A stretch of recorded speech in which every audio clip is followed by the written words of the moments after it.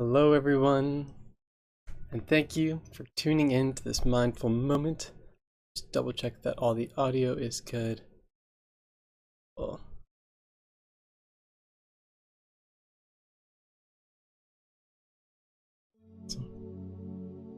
So let's begin. My name is Dan, and thank you so much for joining us for this mindful moment. We meet 3 times a day, 9 o'clock, 12:30, and 7:30 to take a moment for mindfulness in these particularly chaotic times. Each class consists of about a 30-minute practice. It's going to be introduction and review, then a brief topic of discussion. Today we're talking about the nervous system and how that's affected through meditation, and then a guided meditation. Today we'll be doing a body scan, then we'll finish up with a koan, which is a Zen riddle, and then we'll be on our way. So, alrighty, thank you very much. Let's go ahead and get started. Hello everyone, thank you for tuning in. So first off, our intentions. We like to set an intention for the practice, so that's a dedication or applying a purpose or meaning to what we're doing here today. So we set our intention with a deep breath in and a long breath. Lovely. And next, I like to start each class with this valuable reminder. The real meditation is how you live your life. And that's a quote by John Kabat-Zinn, one of the popularizers of the mindfulness-based stress reduction. And I think it's just really valuable and ties in nicely to our koan, or a really lesson from yesterday. And this went a little something like this. When asked why he practiced Zen, the student said, "Because I intend to become a Buddha." His teacher picked up a brick and started polishing it. The student asked, "What are you doing?" The teacher replied, "I'm trying to make a mirror." "How can you make a mirror by polishing a brick?" "How can you become a Buddha by doing Zazen?" If you understand sitting Zen, then you'll know Zen is not about sitting or laying down. If you want to learn sitting Buddha, you know that Buddha is without any fixed form. Do not use discrimination in the non-abiding Dharma. If your practice is sitting Buddha, you must kill Buddha. If you are attached to sitting form, you are not yet mastering the essential principle. The student heard this admonition and felt as if he had tasted sweet nectar. So I think this is this little story, this little parable, whatever, is a really valuable reminder, and I think it's something that's very important in our meditation practice, and it's why I use that quote at the beginning of every class. Sitting meditation in practice is something I highly recommend for everyone. I think everyone should have some form of a daily-ish sitting meditation. And if you want to know what I more mean about daily-ish, I highly recommend you check out 10% Happier by Dan Harris, his podcast. He has an app as well. But if you want, if you attach to anything in life, including the practice of your meditation, it becomes a source of suffering. And you might attach it to the style of meditation, or the time in which you do meditation, or the location of the meditation. And then if you're lacking any of these things, then it's a source of suffering, right? So our goal here is to bring the meditative mindset to everything we do. Unconditional acceptance of what is the now. Seeing life as it truly is. And that's the aims of meditation and mindfulness. So any fixation on the form must be killed, like we would kill the sitting Buddha, or let go of. Beautiful. And next, a reminder of our working definition of mindfulness. Mindfulness is the combination of awareness, equanimity, and concentration. Awareness is simply the recognition of existence. Equanimity is the unconditional acceptance of what is now. And concentration, in this context, is the intention to keep the mind's attention on the cultivation of awareness and equanimity. So today's topic I've titled The Nerve of Meditation. So let's begin with what it do. What are the effects of on the nervous system of meditation? So meditation reduces inflammation, it lowers cortisol levels, it lengthens attention span, and can regulate cravings. It can also improve sleep and reduce pain. So those are just some of the effects on the nervous system. I really like this kind of illustration, or that picture. I think it's really powerful, perhaps illustration of what we're doing when we're engaging in mindfulness. That kind of biology and panic and fear and all that kind of stuff, that's kind of the shark in this picture, and then we're just kind of putting a halt on that when engaging in meditation and mindfulness. So I enjoyed that picture. Oh yes, and it can also decrease blood pressure, very important as well. Next, I want to talk about the vagus nerve, and that's what it looks like. It is the largest nerve in the body. It has a right and a left portion, as you can see. It's called the vagus nerve because it wanders throughout all the organs of the body. And when people say trust your gut, a lot of times they're referring to the vagus nerve. It is the quote-unquote queen of the parasympathetic nervous system, and just a reminder, the parasympathetic nervous system is the rest and digest. It communicates upstream, which is kind of unique. A lot of nerves or things in your body go one way. Your vagus nerve goes afferent, which means it communicates back to your brain, so it kind of creates its own looping. Breathing slows the heart. So by slowing our breathing, we can also slow our heart, and that is done through the vagus nerve. And they found that vagal activity is strongest during exhale, which is really quite interesting. They also wanted to know, is there any particular breathing pattern that best stimulates the vagus nerve? And it's roughly 5 in and 5 out. So the vagus nerve is actually unique to mammals. It coordinates the oxytocin networks, can also boost your immune system response, as well as reducing inflammation responses. Other ways to stimulate the vagus nerve are laughing, singing, humming, yoga, acupuncture, or splashing the face with cold water. And what they found is when they've severed the vagus nerve, the levels of fear and learned fear drop off quite rapidly. So when we turn down the vagus nerve, we're actually turning down our capabilities for fear. Next, I want to talk about the brain activity during meditation. One important facet is that positive and negative emotions look different in the brain. And this is a fundamental and really important fact, because that means we can begin to explore the different ways our situations or environments, internal and external, affect our brain. And as we continue to explore, we find stronger and stronger correlations between subjective reports, how we report their feeling, and what we're finding in objective measures. Things like fMRIs and brain waves, but even things just as simple as heart rate and breathing rates, we can begin to correlate those with general mind states. So here's what the research supports. And it's a little bit of a tough pill to swallow. Changing the external environment does very little to change happiness. There seems to be within us a baseline of happiness which is hardly altered by external environments. Significant life events such as injury or trauma can certainly have lasting impacts, but research supports that whenever able, the brain will return to a relatively normal baseline. Now, relatively normal is the key phrase here, because it's your normal. We are automatically shaped to a level of happiness, and if we're one of the lucky ones who's happy all their lives, that's great. Or if we're one of the unlucky ones left only to external environments, that does not bode well for very good outcomes. So, thankfully, internal landscapes can make big changes. If we focus on our internal landscapes, it has been found to make significant changes, and we will talk a little bit about these changes in the following slide. When we're talking about brain activity and meditation, sorry about that. When we're talking about brain activity and meditation, we're talking a lot about these two particular waves. There's the focused attention, which is gamma waves, very, very fast. And those are going to be things like Tibetan meditations, loving kindness meditations, compassion meditations, where they're a little bit more active. And then the other type of meditation is open awareness meditation, theta waves, a little bit slower. These are going to be things like mindfulness and zazen type meditations. And what we find is when we're practicing meditation, what we're doing a lot of is manipulating these two different brain waves. So we're either elevating, decreasing, or kind of altering in one way, shape, or form. So these are kind of imperative towards understanding, what's going on in our brain. Now, next, I just wanted to talk briefly about the brain regions affected through meditation. The first one is the posterior cingulate, and that lights up during impulsive behaviors. So things like thinking about ourselves, mind wandering, thinking about the past or future, judging, all of those things, all those moments when we're caught up in ourselves, that's when the posterior cingulate is really lit up. When we're meditating, it's turned down. The frontal lobe,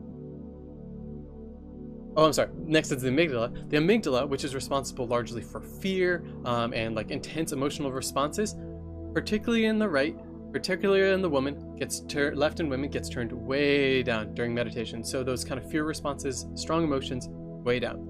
The next is the frontal lobe, and this is the most highly evolved part of the brain, responsible for reasoning, planning, emotion, self-conscious awareness. During meditation, the frontal lobe tends to go almost offline. the parietal lobe, and this is the part that processes sensory information about surrounding world, orientation in time and space. During meditation, the parietal lobe is slowed down significantly. Also, it's thought that the parietal lobe may also contain the sense of self in space, and that's turned down big time. So that's a common kind of expression when you're like experiencing, or in the experience of meditation, you kind of lose your feeling of space and orientation in space. A lot of that is linked to the parietal lobe. Next is the thalamus, which is the gatekeeper for the senses. This organ focuses your attention by funneling sensory information deeper into your brain and stopping other signals in their tracks. Meditation reduces the flow to a trickle. So some people also believe that the thalamus may be one of the seeds of consciousness. So then again, this is particularly important. And last but not least is the reticular formation, and it's one of the oldest parts of the brain in the brain stem. In its brain century, it's a structure that receives incoming stimuli and puts the brain on alert, ready to respond. When you're meditating, this is way turned back, arousal signals way down. So one way to think of it is meditating is like putting on glasses to see the world more clear. How I also like to think of it is it's like taking off sunglasses to see in a movie theater.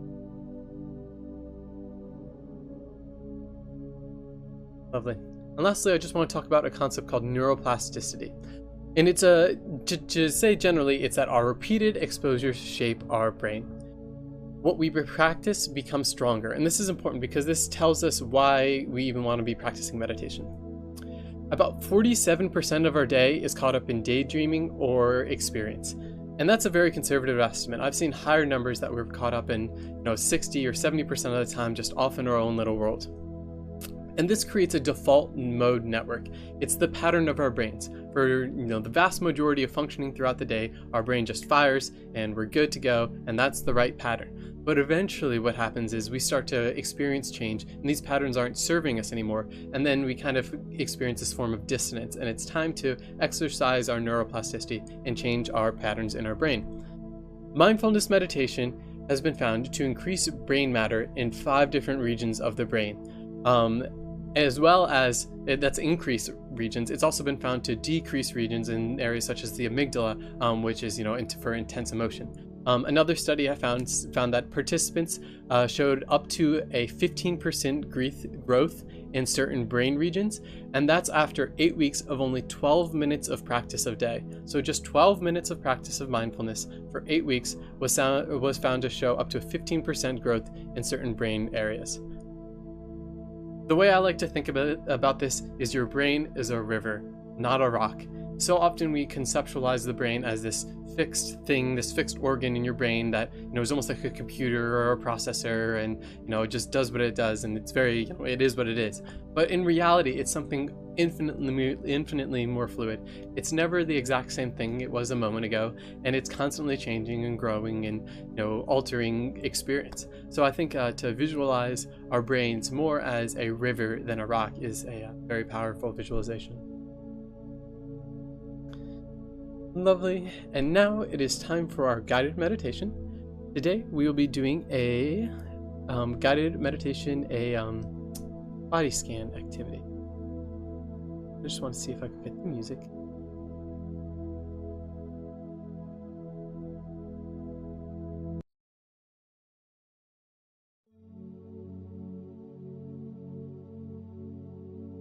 So let's begin by taking a moment to allow ourselves to settle into a comfortable position. You may want to close your eyes or keep them slightly open and settle into a comfortable gaze.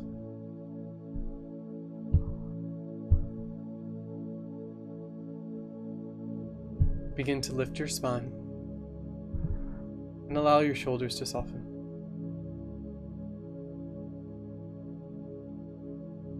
Today, we'll be practicing a body scan.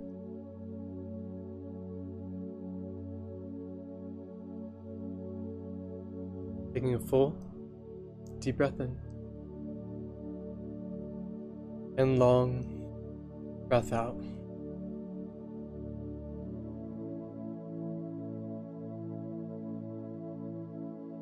Well, let's begin to bring attention to our body. Noticing, feeling the weight in your chair, the seat below you.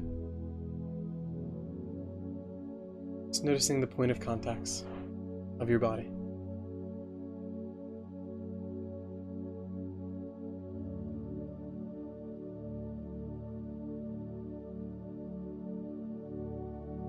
And as you breathe, notice how your chest and abdomen expand to allow for the air to enter your lungs.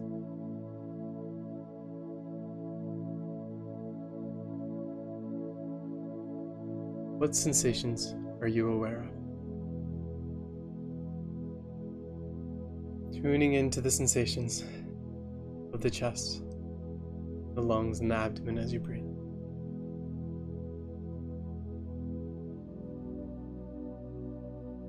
And on your next exhale,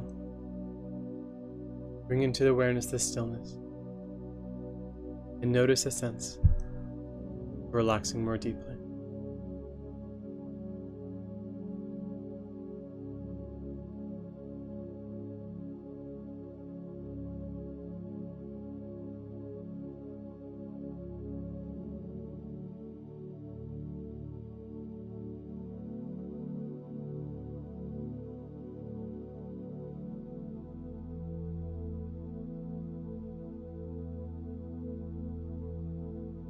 Now, bring your attention to the top of your scalp, all the way to the top of your head. Simply noticing any sensations.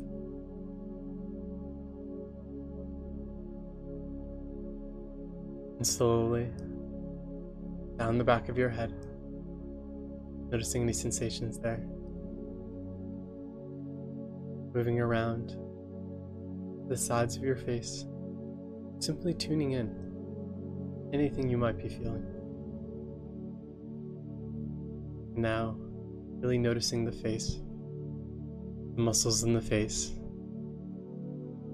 Are we holding any tension in our brow, or our jaws, lips? What's our tongue doing? Simply tuning in the sensations of our face and our head.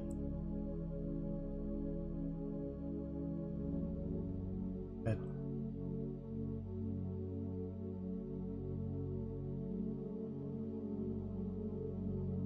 Breathe in. Breathe out. Feeling the gentle relaxation in your head.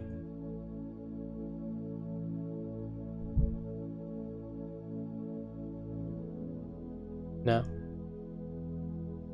notice the neck and the throat. Let them be soft.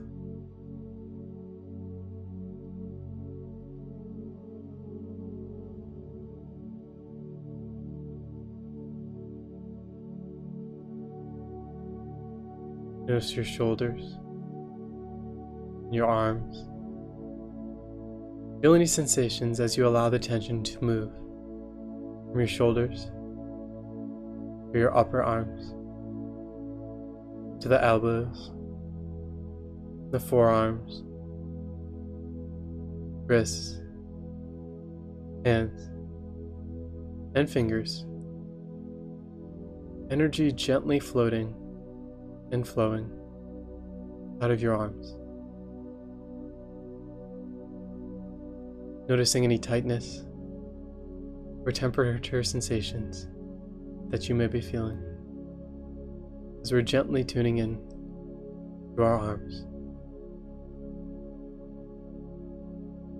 We might be noticing the fabric of the clothing against us, feeling that on our skin.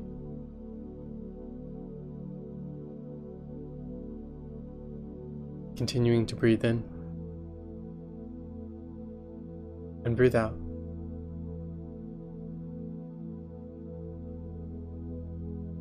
Maintaining gentle focus of the sensations of our body.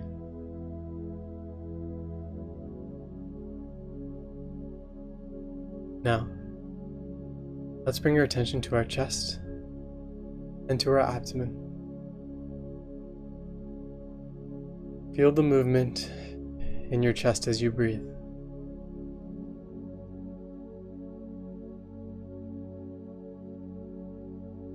Giving the fullness of sensation and experience to the breath.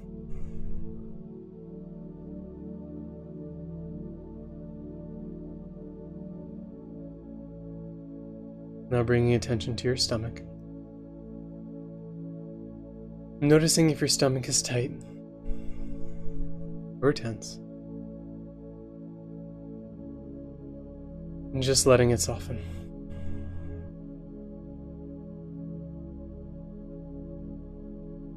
Tuning into the sensations, the gentle belly breathing, soft belly.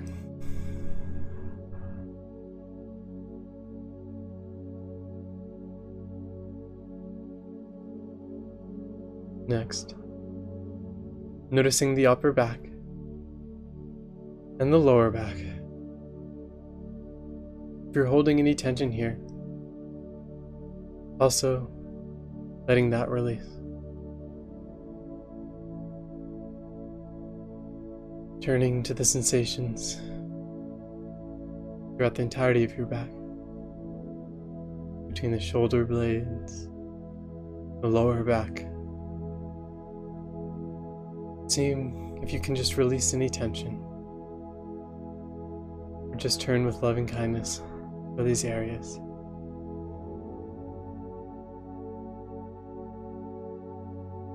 As we continue to extend gentle awareness to the sensations of our back.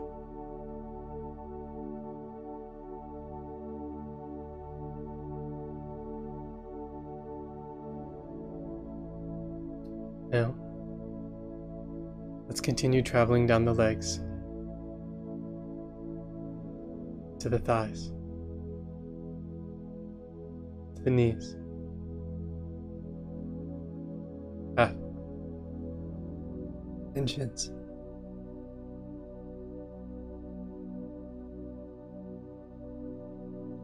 Your ankles. And finally, bringing your attention to your feet.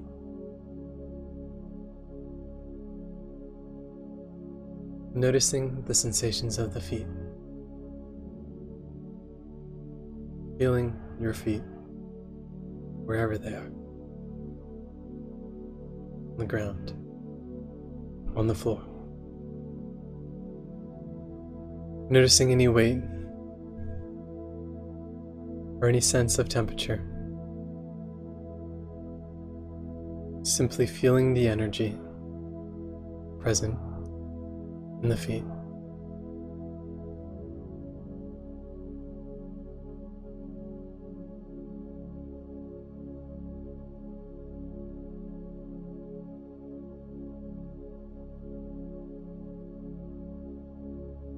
And as we continue breathing in and out, let's see if we can notice the whole body. From the top of our heads, all the way down to our toes.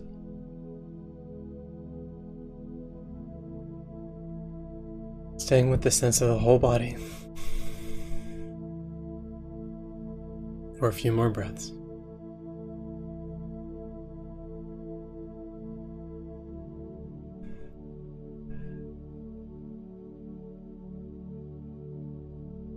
Tuning in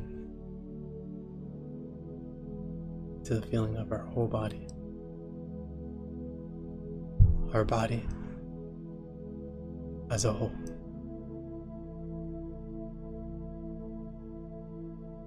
And as we continue remaining aware of our body as best as we can, we finish with a full deep breath in and a long deep breath out.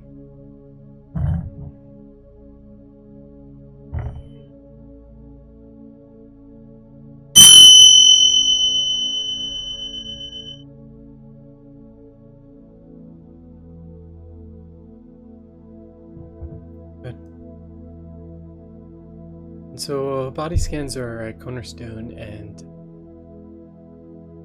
a building block of many different meditative practices, but particularly mindfulness.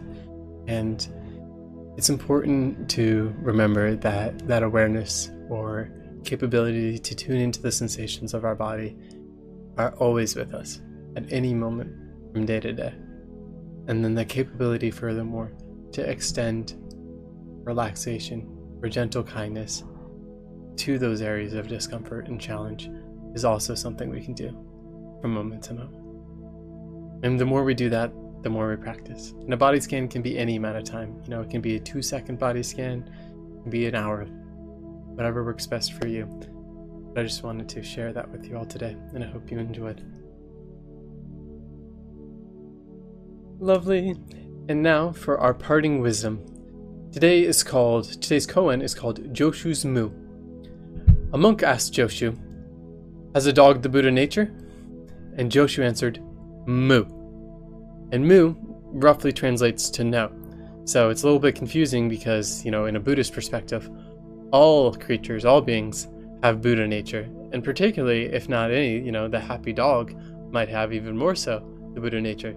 So for Joshu, a wise Zen master, to answer moo or no kind of shakes us out of our conceptual thinking. So again, we'll discuss that at the beginning of next class. Thank you all for taking the time to join me in this mindful moment. It was an honor and pleasure meeting with you today, every moment, any moment. I wish you all the best ventures. Until next time, love. Take it easy.